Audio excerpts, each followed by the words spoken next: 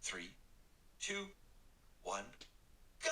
Hey everybody, welcome to Always Bored, Never Boring. Some people say that when I'm talking about board games, I tend to bang on a bit. They're probably not wrong, but today we're putting it to the test. We're going to see if I can review a game in just 5 minutes, and the game in question is 5 Minute Marvel, a game that lives up to its name in more ways than one.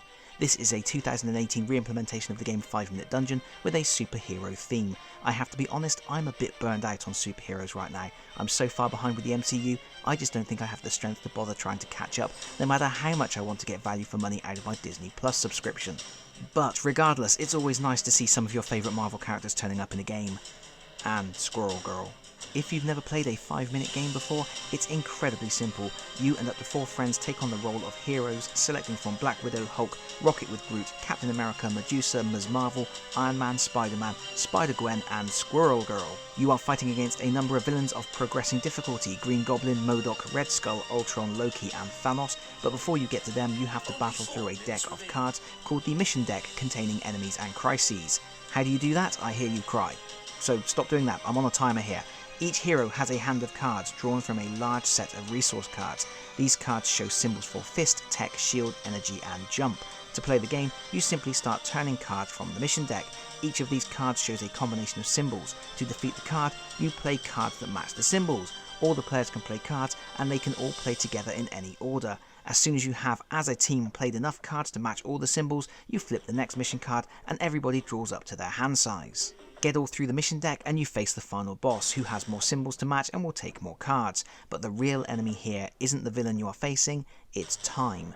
Each game gives you exactly 5 minutes to complete your challenge. There's even a handy app you can download for free that plays tense music and has the voice of Jarvis telling you when you are about to fail. If you weren't under time pressure, there would be no challenge here, but a time limit transforms the game into a chaotic mess. You are scrambling to flip cards from the mission deck, to quickly parse the information so you know what symbols you require, to sift through your hand to find the matching icons, and then to frantically draw fresh cards for the next challenge. And all the players are doing this at the same time. You are all throwing down cards and there's every chance you are going to end up dropping more cards on the table than you need.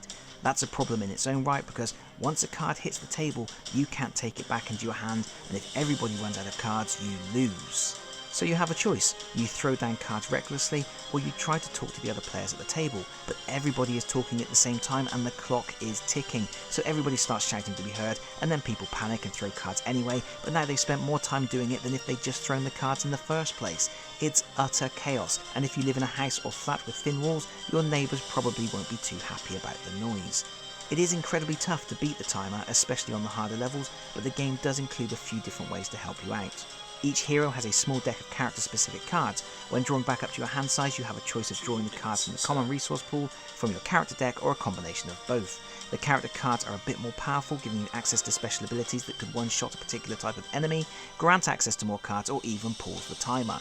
The downside is, you now have 2 decks to juggle and you have just seconds to decide where you want to draw your cards from. Each hero also has a special ability they can use, like Spider-Gwen can discard 3 cards to enable another hero to draw 3 cards.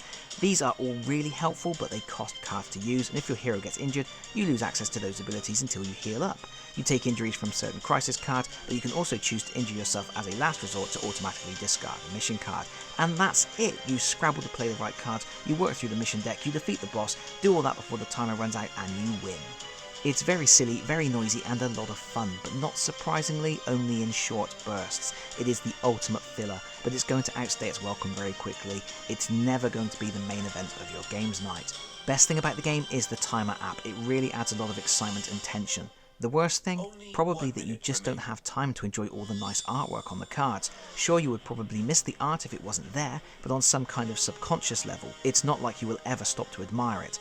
Also, it's really quite annoying sorting the cards at the end of a round, which can actually take longer than the 5 minutes it took to play the round in the first place. But I do like this one. It lives up to its name, it plays in 5 minutes, it has a Marvel theme, and it really is a little bit of a marvel. And that's it from me for now. Did I make it in time? Timer paused. Yes! I believe congratulations are in order. If you like this video, please consider pressing the like button. If you really like this video, please consider subscribing if you don't already do so, and hopefully I'll see you all again very soon. Bye bye everyone. Bye bye.